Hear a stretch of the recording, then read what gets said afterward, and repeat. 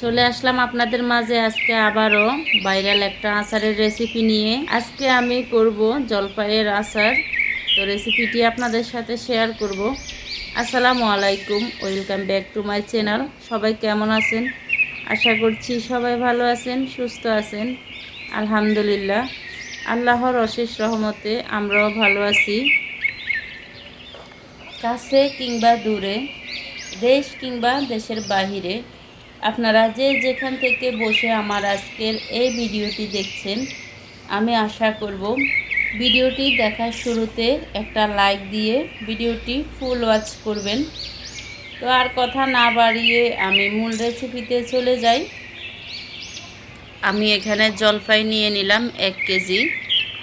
জলপাইগুলোকে ভালোভাবে ধুয়ে তারপরে আমি একটা ছুরির সাহায্যে এভাবে কেটে নিচ্ছি।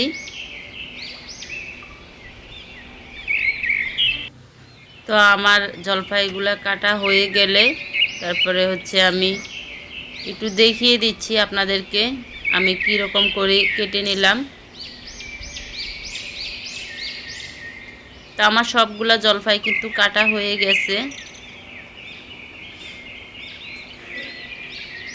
এখন আমি 1 কেজি জলপাইয়ের মধ্যে 1 কাপ চিনি দিয়ে দিলাম, দিয়ে আমি ঢাকা দিয়ে রেখে দিব।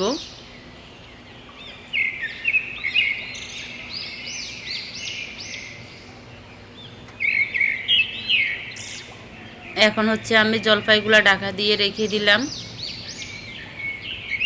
মাঝখানে বেশ কয়েক ঘন্টা চলে গিয়েছে, প্রায় 3 থেকে 4 ঘন্টা। দেখেন আমি কিন্তু পানি দিই নাই, শুধু চিনিটা দিয়ে আর কি মিক্স করে ঢাকা দিয়ে রেখে দিয়েছি। এখন চিনি গলে একদম পানি উঠে গেছে, এই যে দেখেন। এখন আমি জলপাইগুলা দিয়ে দিলাম পাতিলের মধ্যে, যে পাতিলে আমি আচারটা করব। তো আমি প্রথমে কিছুক্ষণ জাল করে নিচ্ছি।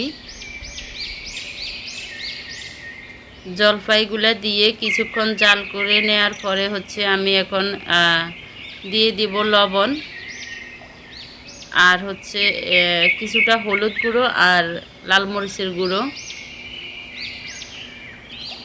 এই তো আমি লবণটা দিয়ে দিলাম, খুব সামান্য দিয়ে দিলাম হলুদ গুঁড়ো। তারপরে দিয়ে দিলাম মরিচ গুঁড়ো। আমি প্রায় 1 চা চামচের মতো মরিচ গুঁড়ো দিয়েছি, আর হাফ চা চামচ দিয়েছি হলুদ গুঁড়ো। স্বাদ মতো দিয়ে দিলাম লবণ। আমি হলুদ গুঁড়ো মরিচ গুঁড়ো দিয়েছি কালারটা আসার জন্য, আপনারা চাইলে নাও দিতে পারেন। তো এখন দিয়ে দিলাম আমি আচারের মশলা, মানে পাঁচফোড়ন। আমি আগে থেকে পাঁচফোড়নগুলো টেলে গুঁড়ো করে রেখে দিয়েছি।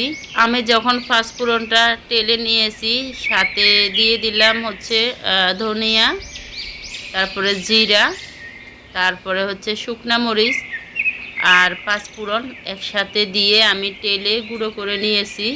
তো টেলে গুঁড়ো করে রাখা পাঁচফোড়ন দিয়ে দিলাম আমি 2 চা চামচ একদম উঁচু করে। এই তো আমার আচারটা কিন্তু হয়ে গেছে। তো আমি কিছুক্ষণ পরে নামিয়ে নিব। এই আচারটা খেতে কিন্তু অনেকটাই টেস্টি লাগে, খুবই মজা হয়েছিল।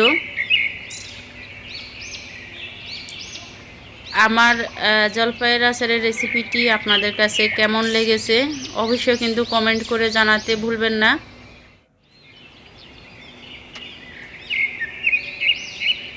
এই তো আমার কিন্তু আচারটা করা হয়ে গেছে। এখন আমি নামিয়ে রেখে দিব। আপনারা যারা আজকে নতুন আমার চ্যানেলটি ভিজিট করছেন, আমার রেসিপিটি ভালো লাগলে চাইলে আমার চ্যানেলটি সাবস্ক্রাইব করে আমার পাশে থেকে যেতে পারেন।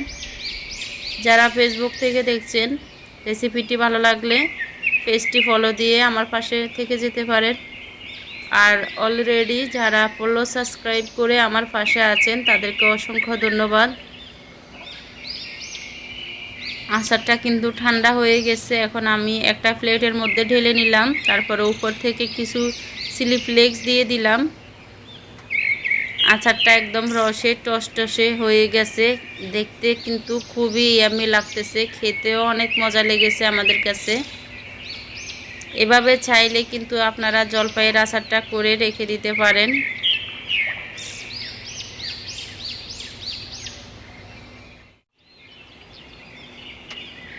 তো আজকে এই পর্যন্ত, আবার নতুন কোনো রেসিপি নিয়ে আপনাদের মাঝে চলে আসব। সে পর্যন্ত সবাই ভালো থাকবেন, সুস্থ থাকবেন। আল্লাহ হাফেজ। আসসালামু আলাইকুম।